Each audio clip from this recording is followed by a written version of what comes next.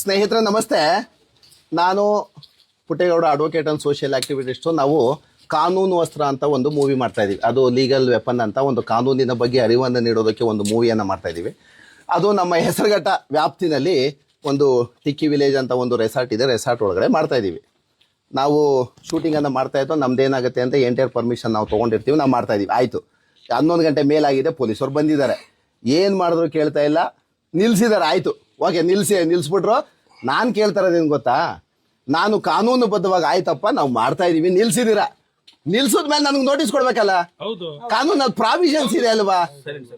ನಮ್ಮ ರಘು ಅವ್ರಿಗೆ ಇಡೀ ಈ ವಿಡಿಯೋನೇ ಸಾಕ್ಷಿ. ಇವತ್ತು ಬೆಳಿಗ್ಗೆ ಅಪ್ಲೋಡ್ ಆಗುತ್ತಲ್ವಾ, ಅವರು ಕೇಡರ್ ಬಂದು ಇನ್ಸ್ಪೆಕ್ಟರ್. ನಾನು ಅಟ್ಲೀಸ್ಟ್ ಒಂದ್ ಸ್ವಲ್ಪ ಅಡ್ವೊಕೇಟ್ ಇದ್ದೀನಿ, ತಲೆಯಲ್ಲಿ ಒಂದ್ ಸ್ವಲ್ಪ ಮಾಹಿತಿಗಳು ತಿಳ್ಕೊಂಡಿದ್ದೀನಿ. ಇಲ್ಲಿ ಎದುರುಗಡೆನೆ ಲೈವ್ ಅಲ್ಲಿ ಇದ್ದಾರೆ. ನನಗೆ ನೋಡಿ ಇವಾಗ ಶೂಟಿಂಗ್ ಅಂತೂ ನಿಲ್ಲಿಸ್ಬಿಟ್ಟಿದ್ದಾರೆ. ಶೂಟಿಂಗ್ ನಿಲ್ಲಿಸ್ಬಿಟ್ರು, ನಮ್ದು ಲಕ್ಷಾಂತರ ರೂಪಾಯಿ ಹೋಯ್ತು. ಓಕೆ, ನಾನು ಅಕ್ಸೆಪ್ಟ್ ಮಾಡ್ಕೋತೀನಿ, ಸಂಪಾದನೆಯನ್ನು ನಾನು ಮಾಡ್ಕೋತೀನಿ.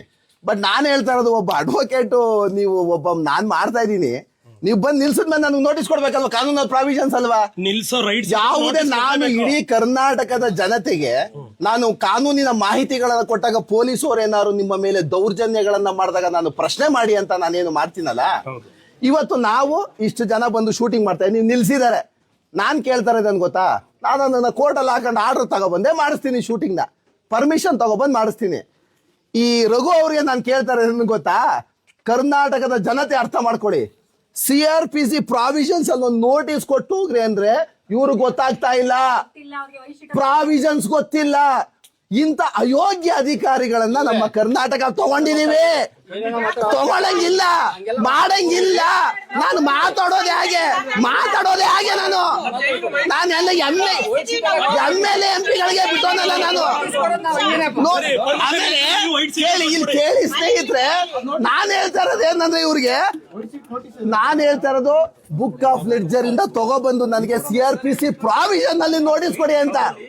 ಇವ್ರೇನ್ ಹೇಳ್ತಾರೆ ಅಂದ್ರೆ, ಅದ್ಯಾವುದೋ ಕಿತ್ತೋಗಿರೋದು ಒಂದು ವೈಟ್ ಪೇಪರ್ ಬರ್ದಿದ್ದಾರೆ. ಯಾವುದೇ ಮ್ಯಾಜಿಸ್ಟ್ರೇಟ್ ಅಲ್ಲಿ, ಯಾವುದೇ ಸೆಷನ್ ಕೋರ್ಟ್ ಅಲ್ಲಿ ವೈಟ್ ಪೇಪರ್ ಅಲ್ಲಿ ಡಾಕ್ಯುಮೆಂಟ್ಸ್ ಅಲ್ಲ ಅಂತ 2002-03 ನಲ್ಲಿ ಆರ್ಡರ್ ಮಾಡಿ ಬಿಸಾಕಿದ್ದಾರೆ. ವೈಟ್ ಪೇಪರ್ ಅಲ್ಲಿ ಏನೇ ಮಾಡ್ಕೊಂಡ್ರು ನಲ್ ಅಂಡ್ ವೈಡ್ ಕಾನೂನಿನ ಪ್ರಕಾರ ನೀವು ಅರ್ಥ ಮಾಡ್ಕೊಳ್ಬೇಕು. ಸಾರ್ವಜನಿಕರಿಗೂ ನಾನು ಹೇಳೋದು, ನೀವೇನೇ ವೈಟ್ ಪೇಪರ್ ಅಲ್ಲಿ ಬರ್ಕೊಟ್ರು ಸಹ ಅದಕ್ಕೆ ಬೆಲೆ ಇರೋದಿಲ್ಲ. ಈ ಪುಣ್ಯಾತ್ಮ ನನಗೆ ಕೊಡ್ತಾ ಇರೋದು, ಅಟ್ಲೀಸ್ಟ್ ಕಾನೂನ ಅರ್ಧ ಕುಡ್ಕೊಂಡಿದ್ದೀನಿ ನಾನು ಅಲ್ಪ ಸ್ವಲ್ಪ. ನನಗ್ ಕೊಡ್ತಾ ಇರೋದು ವೈಟ್ ಶೀಟ್ ಅಲ್ಲಿ ಬರ್ಕೊಡ್ತಾವ್ರೆ. ಆಮೇಲೆ ವೈಟ್ ಶೀಟ್ ಅಲ್ಲಿ ನಾನೇನ್ ಹೇಳ್ತಾ ಇದೀನಿ ಗೊತ್ತಾ, ನಿಮ್ಗಂತೂ ಮಾಹಿತಿ ಇಲ್ಲಪ್ಪ. ಆಯ್ತು, ನಿಮ್ಮ ACP ಅಥವಾ DCP ಹತ್ರ ವೈಟ್ ಪೇಪರ್ ಅಲ್ಲಿ ನೋಟಿಸ್ ಏನಾದ್ರು ಕೊಟ್ರೆ ನಾನು ಅಕ್ಸೆಪ್ಟ್ ಮಾಡ್ತೀನಿ ಅಂತ ಹೇಳ್ತಾ ಇದ್ದೀನಿ. ಇಡೀ ಈ ವಿಡಿಯೋನೇ ಸಾಕ್ಷಿ. ಯಾವುದೇ ಒಬ್ಬ ವ್ಯಕ್ತಿಯನ್ನ ಹೋಗಿ ತನ್ನ ಕೆಲಸವನ್ನ ನಿಲ್ಲಿಸುವಂತ ಪ್ರಯತ್ನ ಮಾಡ್ತಾರಲ್ಲ, ಯಾವುದೇ ಕೆಲಸ ಆಗಿರ್ಬೋದು. ನಾವು ಶೂಟಿಂಗ್ ಮಾಡ್ತೀವಿ, ಬೇರೆಯವ್ರು ಇನ್ನೊಂದು ಕೆಲಸ ಮಾಡ್ತಾರೆ, ಮಗದೊಂದು ಕೆಲಸಗಳು ಮಾಡ್ತಾ ಇರ್ತಾರೆ. ಯಾವುದೇ ಪೊಲೀಸ್ ಅಧಿಕಾರಿಗಳು ಹೋಗಿ ತತ್ಕ್ಷಣದಲ್ಲಿ ನಿಲ್ಲಿಸ್ಬೇಕು ಅಂದ್ರೆ ಅವ್ರಿಗೆ ಒಂದು ಮಾಹಿತಿ ಬಂದಿರಬೇಕು. ಇಲ್ಲ ಯಾರೋ ಒಬ್ರು ಒಂದು ಡಬಲ್ ಅಂತೂ ಮಾಹಿತಿ ಕೊಟ್ಟಿರ್ಬೇಕು, ಮತ್ತೊಂದು ಮಗದೊಂದು ಏನ್ ಬೇಕಾದ್ರೂ ಆಗ್ಬೋದು. ಬೀಟಲ್ಲಿ ಇದ್ದೇಡ್ಕೆ ಏಕಾಏಕಿ ಬಂದ್ಬಿಟ್ಟು ಖಾಸಗಿ ರೆಸಾರ್ಟ್ ಒಳಗಡೆ ಬಂದ್ಬಿಟ್ಟು ನಿಲ್ಲಿಸ್ತಾರೆ ಅಂದ್ರೆ ಇವರು. ಆಮೇಲೆ ಏಕಾಏಕಿ ಏನಿಲ್ಲ ಅಂತಿಲ್ಲ. ನಾವ್ ಆಮೇಲೆ ದಿನ ಬೆಳಗ್ಗೆ ಆದ್ರೆ ಅಲ್ಪ ಸ್ವಲ್ಪ ಆರಕ್ಷಕ ಠಾಣೆಯೊಂದಿಗೆ ಒಳ್ಳೆ ವಿಚಾರಗಳನ್ನ ತಿಳ್ಕೊಂಡಿರೋರು, ಅಲ್ಪ ಸ್ವಲ್ಪ ಚೆನ್ನಾಗಿರೋರು ನಾವು. ಆಮೇಲೆ ನಮಗೆ ಏನು ಮಾಹಿತಿ ತಲೆಯಲ್ಲಿ ಒಂದು ಚೂರು ವಿದ್ಯೆ ಇಲ್ಲ, ಒಂದು ಚೂರು ಇಲ್ಲ ರೀ. ಎಲ್ಲಿ ನಾನು ಏನ್ ಹೇಳ್ತಾ ಇದೀನಿ ಗೊತ್ತಾ, ನಾನು ಹೇಳ್ತಾ ಇರೋದು ಶೂಟಿಂಗ್ ಅನ್ನ ನಿಲ್ಲಿಸ್ಬೇಕು ಅಂದ್ರೆ ಕೊಡಿ ಪ್ರಾವಿಷನ್ಸ್. ಏನೈತಿ ನಿಮ್ಮ ಹತ್ರ? ನಮ್ಮಿಂದೇನಾದ್ರು ಶಾಂತಿ ಭಂಗ ಆಗಿದ್ಯಾ? ನಮ್ಮಿಂದೇನಾದ್ರು ಏನೋ ಅಡಚಣೆಗಳಾಗ್ಬಿಟ್ಟಿದ್ಯಾ? ತೊಂದರೆ ತಕರಾರುಗಳಾಗ್ಬಿಟ್ಟಿದ್ಯಾ? ಆಕೆ ನನ್ನ ಮೇಲೆ ಕೇಸು. ನನ್ನ ತಲೆಯಲ್ಲಿ ವಿದ್ಯೆ ಇದೆ, ನಾನು ಪ್ರೂವ್ ಮಾಡ್ಕೊತೀನಿ ಬಿಡಯ್ಯ ಅಂತ ಹೇಳ್ತಾ ಇದ್ದೀನಿ. ನಾನು ಏನ್ ಹೇಳ್ತಾ ಇದ್ದೀನಿ, ಇಡೀ ಆರಕ್ಷಕ ಇದು ಡಿಪಾರ್ಟ್ಮೆಂಟ್ಗೆ, ಸೋಲ್ದೇವ್ನಲ್ಲಿ ಪೊಲೀಸ್ ಸ್ಟೇಷನ್ಗೆ ಬಂದ ಎಷ್ಟೋ 1 ವಾರನೋ 15 ದಿನ ಆಗಿದೆ ಅಂತ ಇರ್ಲಿ, ಕಾನೂನನ್ನ ತಿಳ್ಕೊಂಡು ಕೆಲಸ ಮಾಡ್ತಾವ್ರ ಅನ್ನೋದು ಇಂಪಾರ್ಟೆಂಟು. ಕಾನೂನೇ ಗೊತ್ತಿಲ್ಲ ನನಗೆ. CRPC ಪ್ರಾವಿಷನ್ ಅಲ್ಲಿ ನನಗೆ ನೋಟಿಸ್ ಕೊಟ್ಟು ಬಿಟ್ಟೆ ಹೋಗ್ಬೇಕಷ್ಟೇ. ಇಲ್ಲ ಅಂದ್ರೆ ಬೆಳಿಗ್ಗೆ ಈ ಸಾಹೇಬ್ರನ್ನ ನನ್ನ ಮೇಲೆ ಯಾವ ರೀತಿಯಾಗೂ ಕೇಸ್ ಹಾಕೊಳ್ಳಿ, ನಾನು ಅದನ್ನ ನನ್ನ ತಲೆಯಲ್ಲಿ ವಿಧಿ ಇದೆ, ನಾನು ಫೇಸ್ ಮಾಡ್ಕೊತೀನಿ. ನನಗೆ ನೋಟಿಸ್ ಕೊಡೋ ತನಕನೂ ದಯಮಾಡಿ ಇಲ್ಲಿಂದ ಹೋಗ್ಬಿಡಿ ಸರ್. ಯಾಕೆಂದ್ರೆ ನೀವು ನಾವಿರೋ ಜಾಗಕ್ಕೆ ಬಂದಿದ್ದೀರಾ. ನೀವಿರೋ ಜಾಗಕ್ಕೆ ಹೋಗ್ಬೇಕು ಅಂದ್ರೆ ನನಗೆ ನಾನೇ ಪ್ರೊಡ್ಯೂಸರು ಸಾಹೇಬ್, ನಾನೇ ಪ್ರೊಡ್ಯೂಸರ್ ಇದಕ್ಕೆ. ಈ ಎಲ್ಲಾ ವಿಚಾರಕ್ಕೂ ರೂಪುರೇಷೆ, ಕಾರಣ ಕೆಲಸ ಎಲ್ಲ